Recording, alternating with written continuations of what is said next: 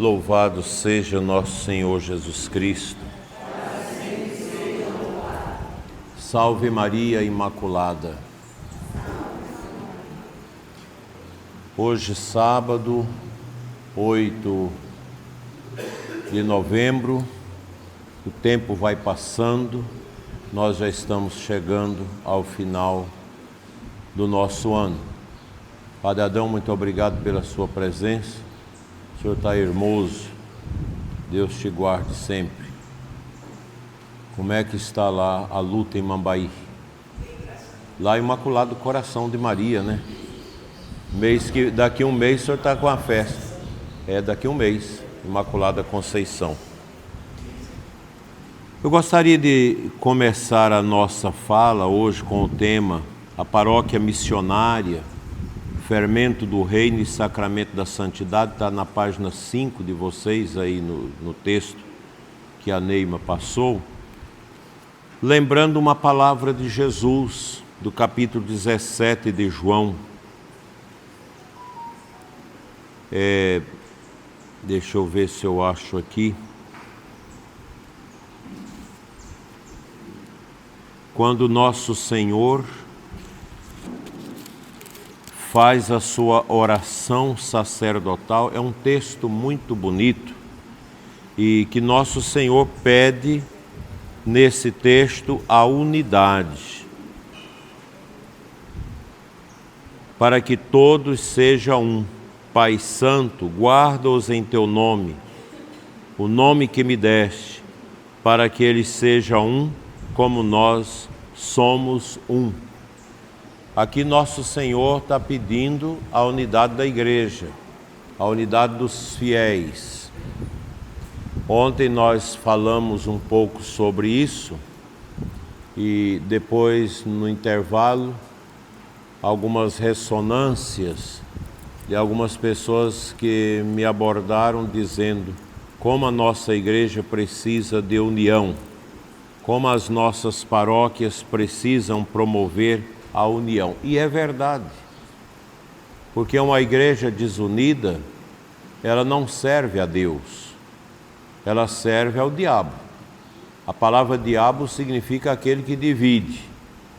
Então, uma paróquia dividida, uma paróquia onde as pastorais, os grupos, não se entendem ou se degladiam, um querendo ser melhor do que o outro, foge a tudo aquilo que nós falamos da paróquia como epifania da Trindade, onde se manifesta Deus e, sobretudo, onde a graça do Senhor quer produzir um ambiente teológico, um ambiente de escuta, de resposta, de testemunho. Nós vamos concluir com esta reflexão muito humilde, muito simples, sobre esta vocação missionária que a nossa paróquia deve ter. E aqui entra a importância da teologia da missão, que quando nós a temos claramente em nós, facilita essa compreensão da resposta ao empenho missionário deixado por Jesus no final do capítulo 28 de Mateus. Ide pelo mundo e pregai o Evangelho. E os Atos dos Apóstolos diz, até os confins do mundo. E às vezes a gente fica perguntando, aonde que está esse confim do mundo? Às vezes está dentro da nossa casa, dentro da nossa família, do nosso bairro. O locus da evangelização, ele está em todo lugar.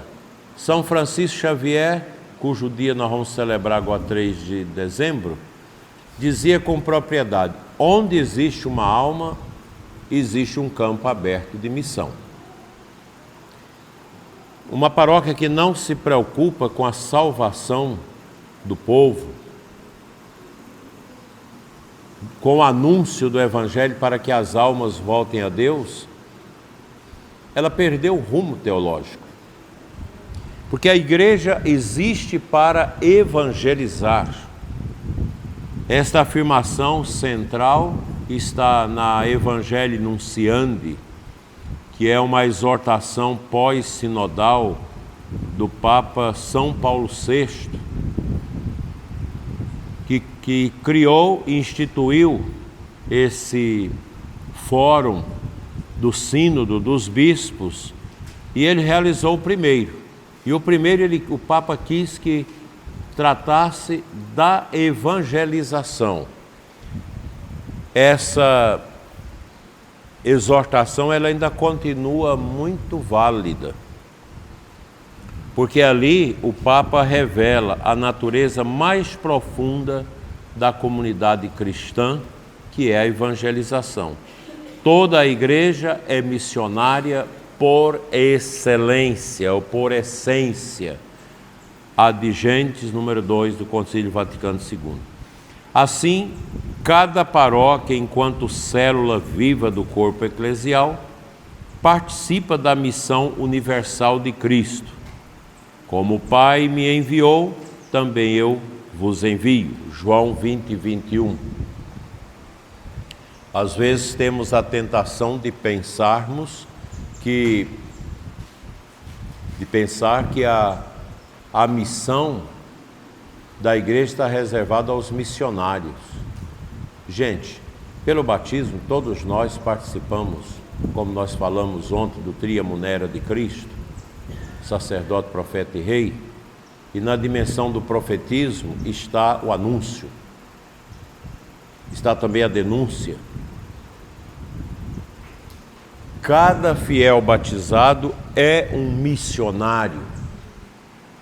A paróquia, portanto, não é apenas um espaço geográfico ou uma estrutura administrativa, mas um sujeito missionário. Presta atenção nisso. A paróquia é um sujeito missionário, um fermento do reino, que faz crescer a massa humana com o poder da graça. Aqui nós precisamos retomar o que os papas disseram, sobremaneira o Papa Bento XVI, que a igreja ela não é uma ONG, não é uma associação meramente humana, política, assistencial. A igreja, ela é a epifania do mistério. Ela é a estampa do mistério no mundo. Por isso que nós precisamos fazer tudo para que esse mistério seja visualizado. Daí a importância da torre da igreja, do sino, a importância até das camisetas que vocês usam com temas católicos, que não deixa de ser também um anúncio.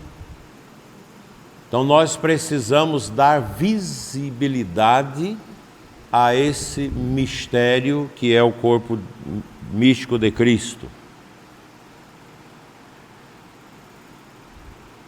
Porque é nela, na igreja,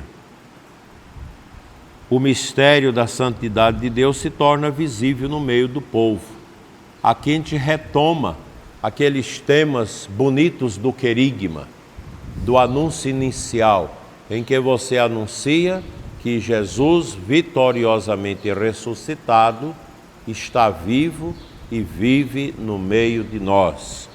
Então é preciso que a gente acolha o amor de Deus, que renunciemos ao pecado, que acolhamos pela fé o Cristo, que nós possamos testemunhar este amor de Cristo na comunidade, recebendo o Espírito Santo e, sobretudo, mediante o testemunho. O próprio Papa Paulo VI dizia: a igreja não precisa muito de mestres, mas ela precisa de testemunhas, de gente que testemunha com a vida. Todo mundo vai olhar para a vida desse católico e vai dizer: é uma pessoa justa, é uma pessoa equilibrada, é uma pessoa amorosa, é uma pessoa que pratica o bem, que pratica a caridade, pronto. Esse é o testemunho. Os filhos precisam ver nos seus pais testemunhas. Como me dizia um pai há pouco tempo, eu não tenho autoridade para falar das coisas de Deus para o meu filho por causa do meu passado. Teve um tempo de adultério, teve um filho fora do matrimônio, foi um escândalo terrível, mas a esposa perdoou e o casamento segue. Mas ele se tornou uma pessoa com baixa estima diante dos filhos. O que eu disse para ele? Reúna seus 5 filhos com a sua esposa. Fala para eles que hoje você quer ser uma nova pessoa. Ajoelha e peça perdão a eles, porque você vai reconstruir seu testemunho. Ele não tinha feito isso. Porque quando você pede perdão, quando você humilha, reconquista novamente o testemunho. Então, quando ele ia falar com uma filha, ela jogava na cara dele o seu pecado. Falava com o filho a mesma coisa. Mas é porque ele nunca, num momento de oração, reunido com a família, pediu perdão clara e distintamente àqueles que ali se encontram, seus filhos, sua esposa. Às vezes nós precisamos reabilitar o nosso testemunho através de uma boa confissão e do pedido de perdão a quem nós ofendemos, da restituição daquilo que defraudamos, porque é muito fácil um corrupto, sobretudo no mundo da política, dos poderes da república, que desvia dinheiro dos pobres e depois fica por isso mesmo e continua participando da igreja, comunga sem confessar, ou alguns que muda de religião, levanta a mão, entrega a Jesus e está salvo. Não é bem assim. Daí que a confissão na igreja, ela é um negócio bem difícil. Confessar não é fácil. Todos nós temos dificuldade para confessar. Se o corrupto vem confessar, ele é um membro do corpo místico de Cristo, é um batizado, que está caído ao chão por causa do pecado. E ele vem à confissão e diz: eu desviei 5 milhões de reais dos aposentados. Vamos citar um caso que está quente. O que o padre vai dizer? A sua absolvição se condiciona à devolução, à reparação do mal que você fez. Você precisa devolver o dinheiro. Se ele fala que não vai devolver porque tem vergonha, não tem o perdão. Aí o sacerdote precisa, com a sabedoria de confessor, ajudar aquela pessoa a restituir esse dinheiro. Às vezes não dá para restituir lá no INSS, mas ele pode restituir ajudando a fazer uma creche, ajudando os trabalhos sociais. Mas se a pessoa quebrou, está no final da vida, está na miséria, num câncer, apodrecendo, e confessa, ele não tem mais nada. Porque o alheio chora o dono. Aquilo que se rouba não prospera. Mas não prospera mesmo. Aí não tem jeito, aí o padre, com a sua ciência, vai aplicar-lhe uma penitência, talvez consagrar esse câncer por aquelas pessoas que morreram antes da hora porque não tinham dinheiro para comprar o remédio que ele roubou. Porque o pecado, ele não é uma ofensa somente a Deus, mas é uma ofensa também à igreja. Por que eu não confesso diretamente com Deus? Porque eu peco contra a igreja. Mas como assim? Não, uma coisa bem clara, bem simples. No domingo eu resolvo fazer um churrasco de manhã com meus amigos, como, bebo, fico tonto, deito. 4 da tarde eu levanto com a cabeça grande, vou ali, tomo um engolve, um sonrisal, para aliviar aquilo. A missa é às 19 horas. Aí eu dou uma melhoradinha. Aí quando é 18 horas eu falo, eu acho que eu não vou à missa. Pecado grave. Não foi ao louvor.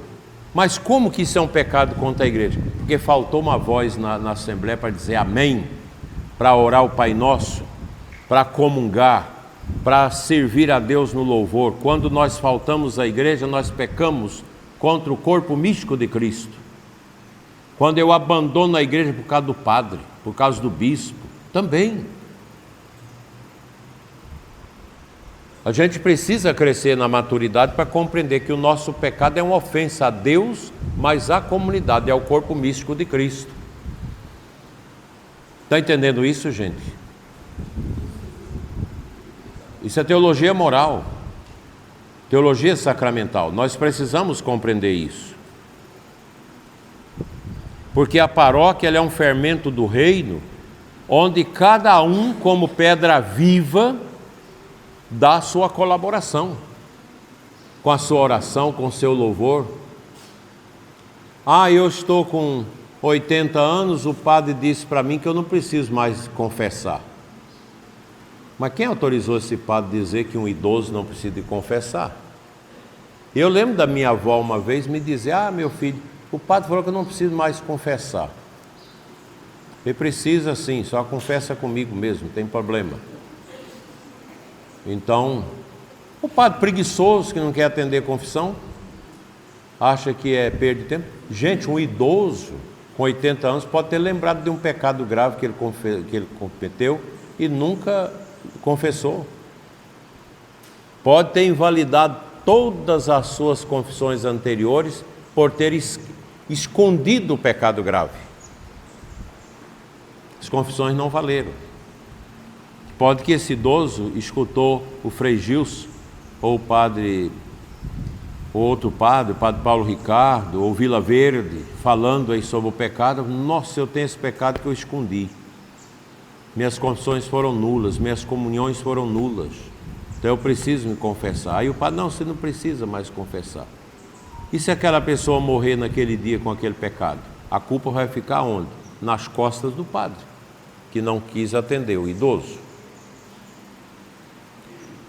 Nós somos fermento nesta comunidade paroquial, porque transforma o mundo a partir de dentro, sem ruído, nem ostentação. Sacramento, a igreja é sacramento porque torna visível no território e na cultura a graça invisível da presença divina. Se a gente pudesse visualizar as realidades espirituais que acontecem numa vida paroquial, a gente ficaria impressionado. Quantas pessoas neste momento estão rezando o ofício Nossa Senhora aqui em Formosa? Quantas pessoas neste momento estão levando a comunhão para os doentes, ministros? Quantas pessoas estão agora nas capelas do Santíssimo adorando? Sacerdotes que estão atendendo confissão. Isso é mistério de Cristo. Então a obra de Cristo ela é invisível e ela está aí, está acontecendo. Então esse fundamento teológico da paróquia, a paróquia como locus teológicos, é porque a paróquia é enviada por Cristo. A comunidade ela é missionária porque ela é enviada por Cristo. A Constituição dogmática Lumen Gentium do Vaticano II, logo no início diz: a igreja é em Cristo como que o sacramento, isto é, sinal e instrumento da íntima união com Deus e da unidade de todo o gênero humano. Ou seja, a vocação da igreja é a vocação à santidade. Essa definição contém toda a teologia da missão. A igreja é sacramento de comunhão trinitária.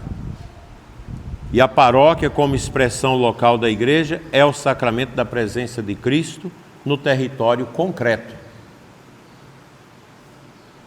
Aqui, neste território, paróquia Nossa Senhora Aparecida, uma paróquia nova que está em construção, é um locus teológico, um locus da ação de Cristo, que age na vida de todos aqui nesta comunidade. O decreto ad gentes do Concílio Vaticano II completa: a Igreja é enviada por Deus às nações para ser o fermento e a alma da sociedade humana. Esse documento do Vaticano II, ad gentes, para os povos, a Igreja existe para os povos, para levar a salvação a todas as almas.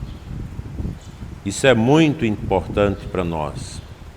Portanto, cada paróquia é chamada a ser alma santificadora da cidade dos homens. Sua missão é irradiar o amor de Deus nas casas, escolas, praças e campos, transformando o cotidiano em espaço de graça.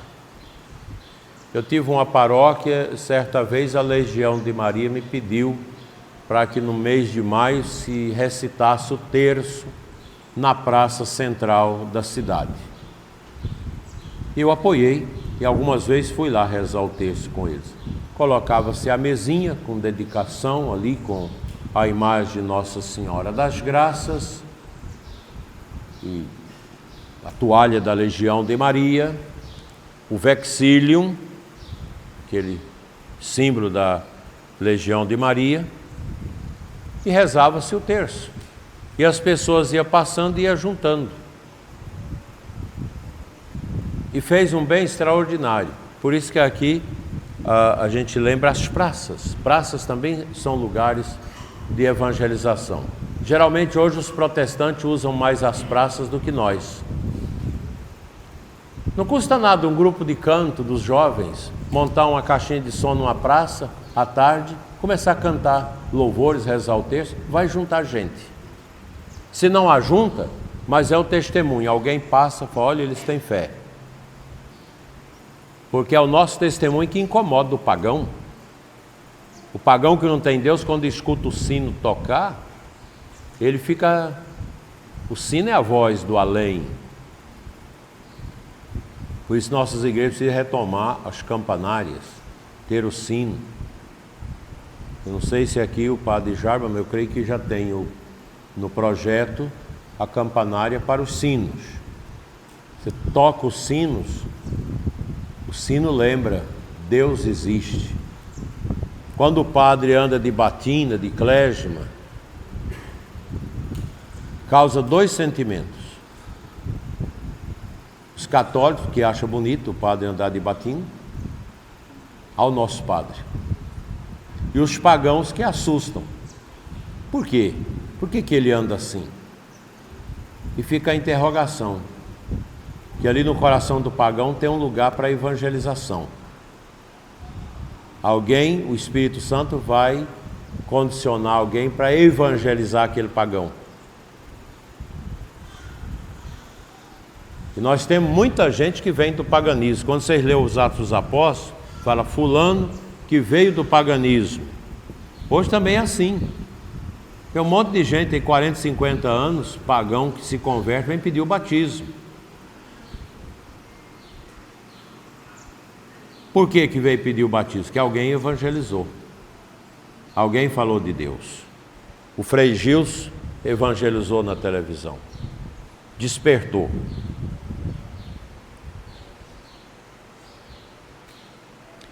São Gregório Magno, que morreu no ano 604, exortava os pastores. O bom pastor deve estar presente onde o rebanho sofre. O Padre Adão, que está aqui conosco, quando eu fiz visita pastoral em Cabeceiras, quando ele era o pároco lá, agora está lá em Mambaí, mas uma das virtudes bonitas dele é ir tocar seu violão na parte da tarde com os doentes, de casa em casa. Os idosos sofreram muito com a saída dele de Cabeceiras por causa disso, porque ele ia lá tocar, até hoje sofre, porque ele ia lá visitar os doentes, vai aonde o povo sofre. Eu visito doentes, não tem tempo, mas o pessoal me pede, eu visito. Quando a gente pode, a gente vai visitar. Numa visita pastoral aqui na recém-criada paróquia de Santo Expedito. Então, na visita pastoral, disse para o padre: eu quero visitar algumas pessoas doentes e sofredoras. Aí me levaram na casa de um casal que tem um filho na cadeira de rodas que não fala, passou da hora de nascer, ele é inteligente, entende tudo, e uma menina com síndrome de Down, em grau elevado. E o casal estava sendo assistido pelas irmãs, que descobriu essa família. E mais também um casal lá da paróquia de Cabeceiras, que é aquele pessoal que buscou a imagem da Nossa Senhora do Mel, que ajuda a manter esse casal, porque os dois não tem nem como trabalhar. Tudo que faz é para cuidar daquelas crianças doentes. E nós visitamos, e eles pediram os sacramentos. Não eram casados. E eu falei: eu vou casar vocês. O padre vai preparar quando estiver pronto. Então dei o sacramento da iniciação cristã para eles, lá na capela Nossa Senhora de Fátima. O pastor deve ir onde o rebanho sofre. O pároco é o primeiro missionário, não por ocupar um território, mas por levar compaixão de Cristo aos lugares de dor. A paróquia missionária é aquela que não se protege atrás de muros, mas se mistura à massa humana, como fermento na farinha. Acho que é um tema até interessante para a gente recordar aos nossos sacerdotes. O padre precisa, por mais complexa